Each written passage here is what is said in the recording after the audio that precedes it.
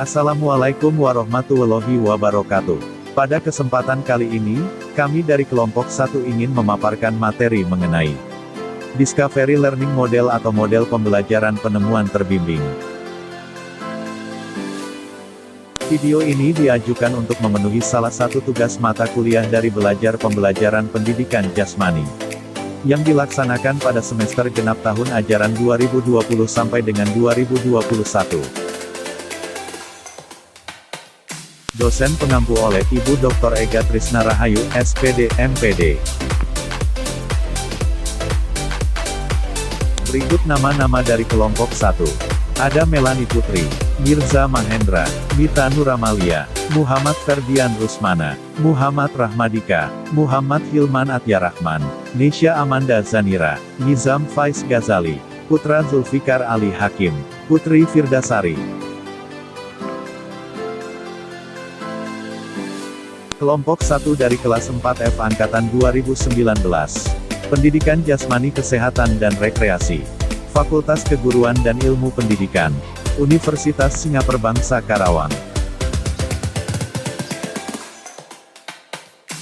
Masuk ke materi yang pertama, ada pengertian Discovery Learning Model atau model pembelajaran penemuan terbimbing, ialah proses mental di mana siswa mampu mengasimilasikan suatu konsep, mengamati, mencerna, mengerti, menggolong-golongkan, membuat dugaan, menjelaskan, mengukur, membuat kesimpulan dan sebagainya.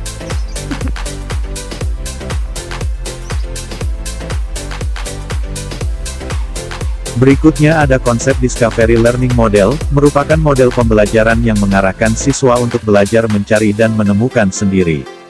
Dalam Discovery Learning Model ini penyajian bahan pelajaran oleh guru tidak berbentuk yang final, tetapi siswa diberi peluang untuk mencari dan menemukan sendiri dengan mempergunakan teknik pendekatan pemecahan masalah. Materi tersebut dikemukakan oleh Brunner. Dan untuk domainnya, yang pertama termasuk ke dalam ranah kognitif, yang kedua ranah psikomotor, dan yang ketiga ke ranah afektif.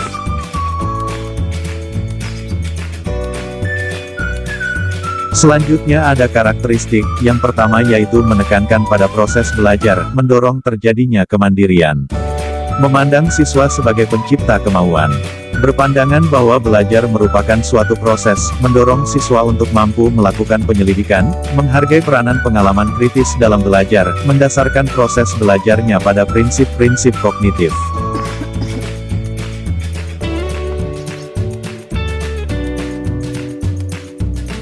Manfaatnya yaitu, dapat membantu siswa untuk mengembangkan, memperbanyak kesiapan, serta penguasaan keterampilan dalam proses kognitif atau pengetahuan siswa. Siswa memperoleh pengetahuan yang bersifat sangat pribadi individual, dan dapat membangkitkan kegairahan belajar mengajar pada siswa.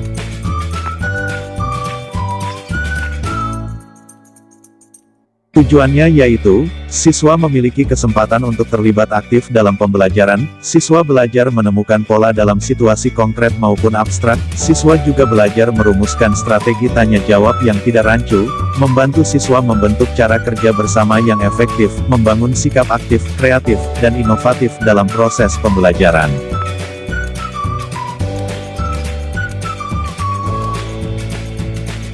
Prinsipnya yaitu, semua aktivitas pembelajaran harus difokuskan pada cara memanfaatkan kecakapan mengolah informasi dan menerapkan hasilnya. Siswa dipandang sebagai pusat proses pembelajaran, guru juga bertindak sebagai pembelajar yang mencari informasi lebih banyak terlebih dahulu. Penilaian kelas terutama ditekankan pada perkembangan kecakapan mengolah informasi.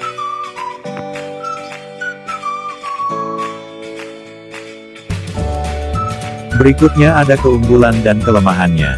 Untuk keunggulan yaitu, siswa aktif dalam kegiatan belajar, siswa memahami benar bahan pelajaran, melakukan penemuan lagi sehingga minat belajarnya meningkat, melatih siswa untuk lebih banyak belajar sendiri, membantu siswa untuk memperbaiki dan meningkatkan keterampilan. Sedangkan dari sisi kelemahan yaitu, dipersyaratkan keharusan adanya persiapan mental untuk cara belajar. Kurang berhasil untuk mengajar kelas besar. Mengecewakan guru dan siswa yang sudah biasa dengan perencanaan. Mengajar dengan penemuan mungkin akan dipandang sebagai terlalu mementingkan. Mungkin tidak akan memberi kesempatan untuk berpikir kreatif.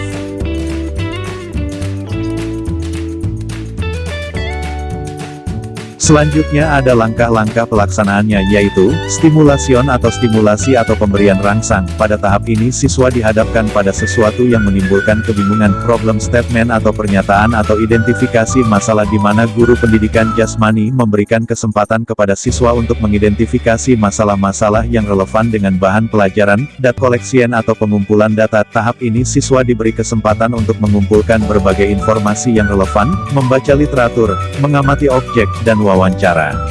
Data processing atau pengolahan data. Pengolahan data merupakan kegiatan mengolah data dan informasi yang telah diperoleh siswa melalui wawancara, observasi, dan sebagainya. Verification atau pembuktian. Pada tahap ini siswa melakukan pemeriksaan secara cermat untuk membuktikan benar atau tidaknya hipotesis, generalisasi atau menarik kesimpulan. Tahap generalisasi atau menarik kesimpulan adalah proses menarik sebuah kesimpulan yang dapat dijadikan prinsip umum.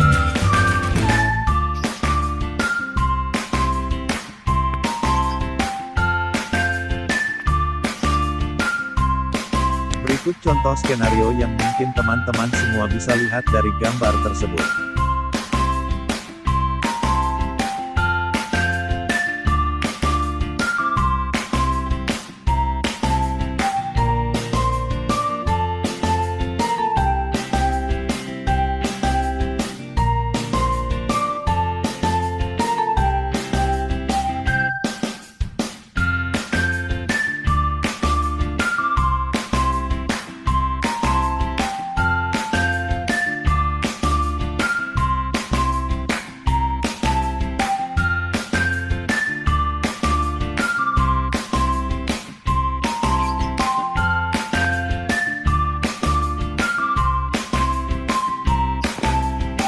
Sekian materi yang dapat kami tampilkan, kurang lebihnya mohon maaf.